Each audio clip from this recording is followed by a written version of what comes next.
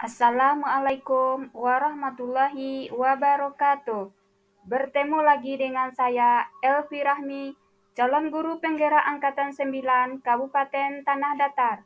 Kali ini saya akan membahas tentang Jurnal Refleksi Dwi Mingguan Modul 3.1 Pengambilan Keputusan Berbasis Nilai Kebajikan. Kali ini saya dibimbing oleh Bapak Fasilitator, Bapak Ikot Nasib Simanullang, dan pengajar praktek Ibu Umul Khair. Dalam menulis jurnal ini, saya menggunakan model yang pertama, yaitu model 4F. Yang pertama, fact atau peristiwa. Pembelajaran modul 3.1 merupakan kelanjutan dari modul sebelumnya, yaitu modul 2. Kegiatan diawali dengan pretest. Selanjutnya, seperti pada modul-modul sebelumnya, pembelajaran menggunakan alur merdeka, mulai dari diri, eksplorasi konsep, ruang kolaborasi, demonstrasi konseptual, elaborasi pemahaman, koneksi antar materi, dan aksi nyata. Tanggal 1 Februari 2024 adalah merupakan kegiatan pertama setelah pretest dilanjutkan dengan materi mulai dari diri. Pada kegiatan ini, CGP diminta untuk menjawab pertanyaan-pertanyaan yang terkait dengan pengambilan keputusan dengan nilai-nilai kebajikan sebagai pemimpin. Pertama, kami diminta untuk melakukan survei lingkungan dengan dihadirkan satu studi kasus, dan kami harus mampu melakukan analisa secara mandiri jika kami menjadi kepala sekolah. Kemudian memasuki alur kedua, yaitu eksplorasi konsep. Pada alur eksplorasi konsep, calon guru penggerak belajar secara mandiri melalui materi-materi yang disajikan dalam forum LMS. Calon guru penggerak juga diminta untuk mendalami konsep pengambilan keputusan dengan nilai-nilai kebajikan sebagai pemimpin.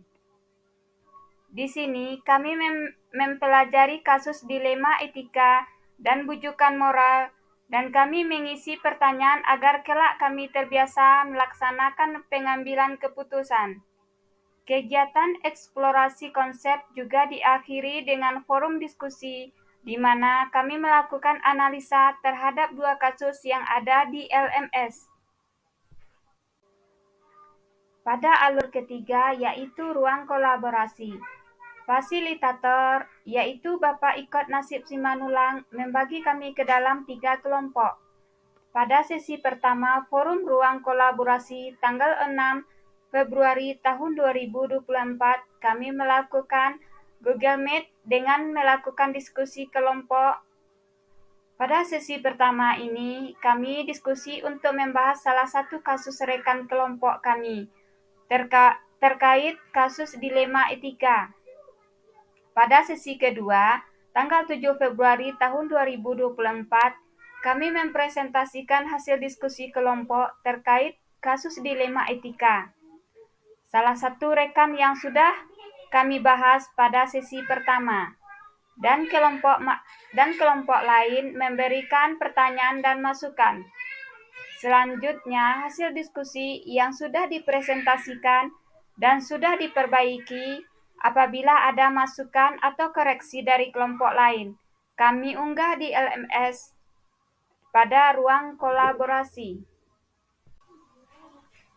Pada alur yang keempat, yaitu demonstrasi konseptual, tanggal 8 sampai 9, kami ditugaskan untuk melakukan wawancara kepada 2 sampai 3 kepala sekolah mengenai kasus dilema etika yang terjadi di sekolah mereka.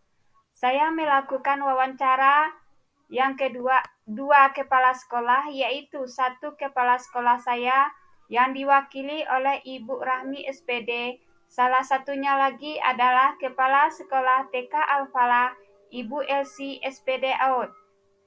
Di sini kami melakukan wawancara terkait dengan pengambilan keputusan terkait kasus dilema etika. Tugas ini selanjutnya diunggah pada LMS. Pada alur kelima adalah elaborasi pemahaman. Tanggal 12 Februari tahun 2024 diawali dengan membuat pertanyaan. Selanjutnya, hari berikutnya tanggal 13 Februari seluruh CGP mengikuti Vikon elaborasi pemahaman bersama instruktur pengajar yang memberikan pencerahan dalam pengambilan keputusan yang berbasis nilai kebajikan. Alur yang keenam adalah koneksi antar materi, mengaitkan materi pengambilan keputusan yang berbasis nilai kebajikan sebagai pemimpin dengan materi yang telah dipelajari pada modul-modul sebelumnya. Alur terakhir dari alur merdeka adalah aksi nyata. Pada aksi nyata ini, calon guru penggerak diminta untuk mempraktikkan proses pengambilan keputusan, paradigma, prinsip, dan pengujian keputusan di sekolah CGP dan akan mendiskusikan pengalaman dan refleksi dari aksi nyata tersebut bersama pendamping pada saat pendampingan kelima. Yang kedua, feeling atau perasaan. Perasaan saya di awal mempelajari modul 3.1 ini, saya merasa bahwa kegiatan pengambilan keputusan merupakan kegiatan yang sering saya lakukan di sekolah, mengingat saya sering menghadapi masalah yang terjadi pada siswa.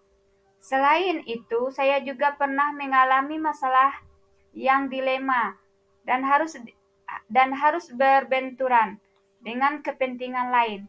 Saya membayangkan jika saya menjadi pemimpin, tentu sangat berat dalam mengambil keputusan dalam konteks dilema etika. Di sisi lain, saya sangat senang dan bangga dapat mendapat kesempatan mempelajari modul ini karena saya dapat belajar tentang pengambilan keputusan dalam konteks dilema etika dan mempunyai kesempatan mewawancarai dua kepala sekolah sebagaimana beliau berdua mengambil keputusan terkait dengan kasus dilema etika. Dalam wawancara yang saya lakukan terhadap dua kepala sekolah, jawaban mereka hampir sama, yaitu kedua pemimpin tersebut selalu berkolaborasi dengan berbagai pihak sebelum memutuskan suatu kasus.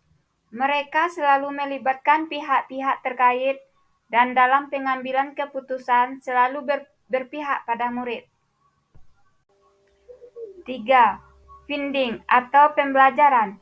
Pembelajaran yang saya dapat dalam modul 3.1 yaitu kita harus mengidentifikasi terlebih dahulu apa permasalahan yang dihadapi, apakah termasuk dilema etika atau bujukan moral.